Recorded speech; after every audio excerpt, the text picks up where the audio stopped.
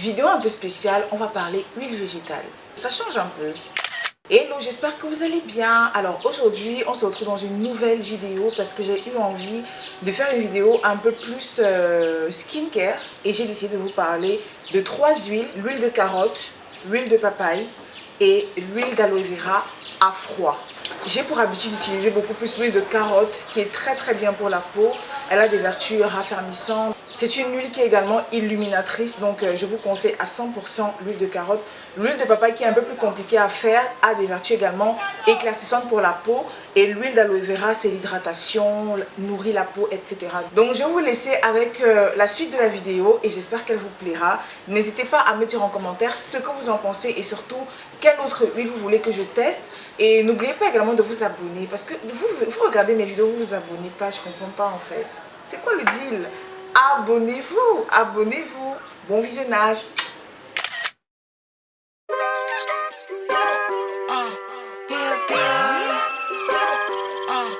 Estoy frío, muy codo, homecoming, mentirosa, el palomo, no me joda. Alors, comme j'ai dit précédemment, je vais vous montrer comment je fais mon huile de carotte, mon huile de papaye et mon huile d'aloe vera. Je commence par enlever les pépins des papayes. Il faut savoir que c'est des papayes solo que j'ai pris. Mais peu importe en fait la variété de papaye que vous prenez, de toute façon ça donnera toujours une huile de papaye de bonne qualité. Je vais les découper en petits morceaux parce que je devrais les mixer plus tard. Il faut évidemment conserver les graines de papaye parce que c'est très important. Elles sont vraiment riches en nutriments également, donc ça va vraiment venir parfaire notre huile. Je vais ensuite découper les carottes, toujours en petits dés. Faire aussi attention à ne pas les découper très grossièrement.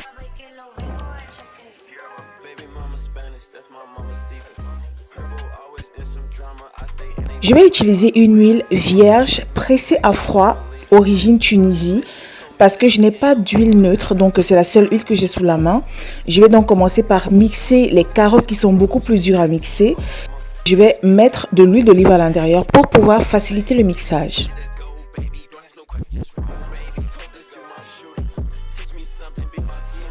Bien évidemment, vous devez à chaque fois regarder la texture. Il faut que ce soit bien écrasé.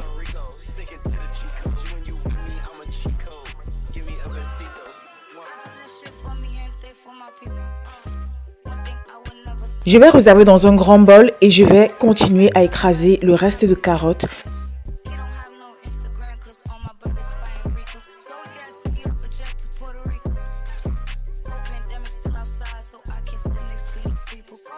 Une fois terminé, voilà ce que ça donne. Vous voyez, on voit déjà l'huile en fait qui est déjà orange et ça va vraiment être génial. Donc on continue avec les papayes.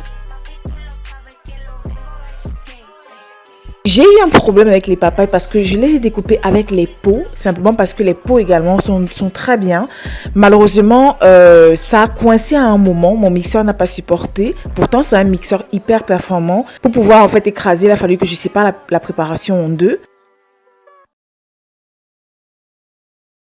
J'ai rajouté évidemment les pépins et j'ai essayé de mixer le tout. Le premier tour a été ok, mais au deuxième tour, j'ai dû rajouter de l'huile d'olive pour pouvoir justement faciliter une fois de plus le mixage. Et finalement, c'était pas mal du tout. Encore un peu d'huile d'olive parce que ça avait vraiment de la peine à se mixer. J'ai pas compris pourquoi, parce que mon mixeur mixe même les cacahuètes en fait, je ne comprends pas. Bref, j'ai rajouté la mixture à la première que j'avais déjà écrasée sans huile d'olive. Vous voyez la différence de couleur, mais c'est pas bien grave parce que de toute façon, par après, on va rajouter encore de l'huile d'olive pour pouvoir avoir notre huile de papaye. Donc j'enlève bien tout ce qui est à l'intérieur, rien ne se perd. Une fois que j'ai tout enlevé, je rajoute de l'huile d'olive à ma mixture. Beaucoup d'huile d'olive si vous voulez avoir beaucoup d'huile de papaye. Mais c'est vrai que c'est très difficile d'extraire l'huile de papaye parce qu'il y a énormément d'eau à l'intérieur. Mais on va quand même essayer. Donc j'ai mixé le tout avec l'huile d'olive. J'ai vraiment bien mélangé. Beaucoup de personnes préfèrent passer ça à la casserole parce que c'est beaucoup plus rapide. L'eau s'évapore et il ne reste que l'huile. Mais ça détruit vraiment une partie des nutriments. Donc j'ai préféré vraiment le faire à froid.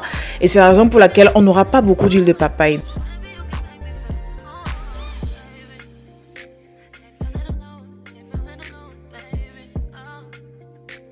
Donc une fois que j'ai mélangé tout ça, je vais simplement réserver de nouveau dans un petit bol.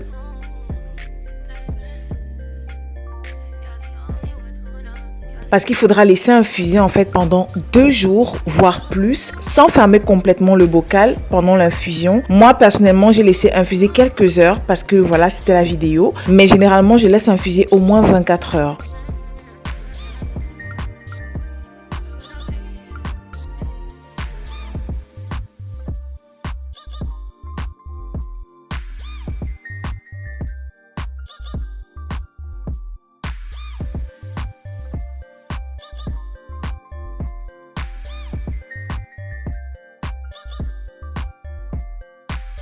Ensuite, on va passer à la préparation de mon huile d'aloe vera. Là, c'est beaucoup plus simple. Vous coupez de l'aloe vera si vous en avez ou alors vous en achetez. Ensuite, vous découpez en petits morceaux dans un bocal, dans un contenant qui peut être fermé hermétiquement. Vous pouvez fondre l'aloe vera également en deux, c'est encore mieux. Vous le mettez dans un bocal comme j'ai dit et ensuite vous remplissez d'huile neutre. Ça peut être de l'huile d'olive, ça peut être de l'huile de coco, c'est comme vous voulez. Et une fois que c'est rempli, vous laissez infuser pendant le nombre de temps que vous voulez. Ça peut être 2 jours, ça peut être 1 mois, tout dépend de vous. Mais plus vous laissez infuser, mieux c'est. Une fois que j'ai terminé mon huile d'aloe vera, je reviens à mes huiles de carotte et de papaye. Et là, je vais simplement les passer au tamis. Désolée pour mon tamis qui est cassé de l'autre côté parce que vraiment, il a beaucoup vécu. Donc, je vais les passer au tamis et je vais commencer à appuyer en fait tout doucement la pulpe de carotte. Il faut prendre en fait une louche qui est beaucoup plus dure. Donc, vous voyez, plus j'appuie, plus en fait le liquide sort par le tamis.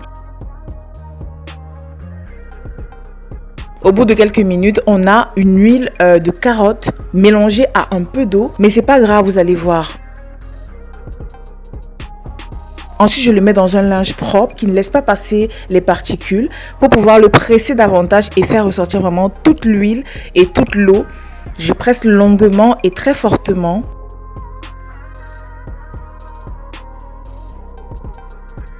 Une fois que vous aurez terminé cette opération, vous allez voir que les carottes seront complètement sèches. Regardez.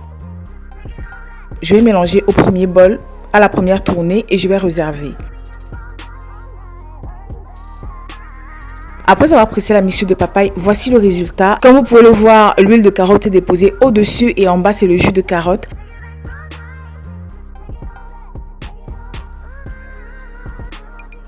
Maintenant, je vais séparer l'huile de carotte du jus de carotte et vous voyez que c'est très simple. Je prends simplement une louche et je commence à prendre au-dessus l'huile de carotte qui s'y est déposée et le jus va rester tout en bas.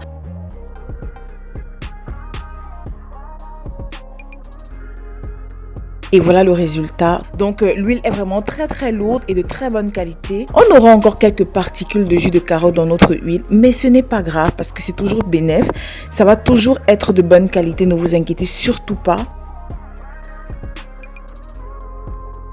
Quant à la mixture de papaye, c'est très difficile en fait d'extraire comme je vous disais simplement parce que même après avoir pressé en fait cette mixture là, on obtient quand même une huile de papaye mélangée à de la pulpe, ce qui n'est absolument pas mauvais simplement parce que même avec cette mixture là, vous pouvez très bien l'utiliser aussi bien pour votre peau, aussi bien pour vos savons que pour vos laits. Elle est tout aussi bonne et elle contient même plus d'agents actifs en fait que l'huile pure.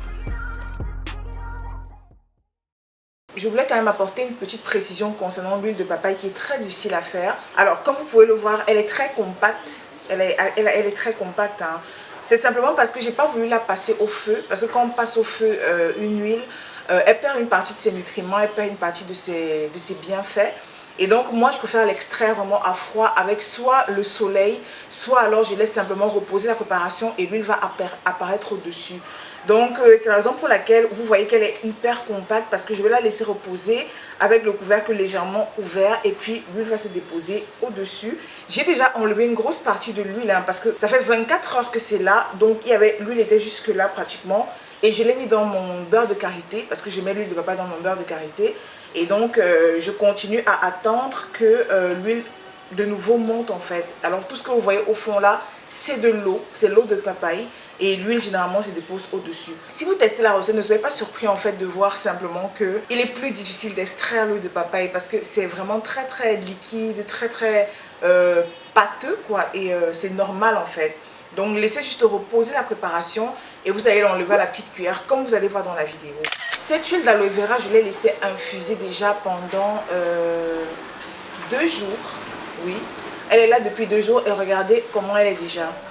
Elle est plus claire en fait. Vous allez voir dans la vidéo à quel point elle était claire au début et maintenant en fait elle est complètement mélangée à l'aloe vera quoi. Donc c'est vraiment une huile très concentrée et généralement je la mets également dans mon beurre de karité.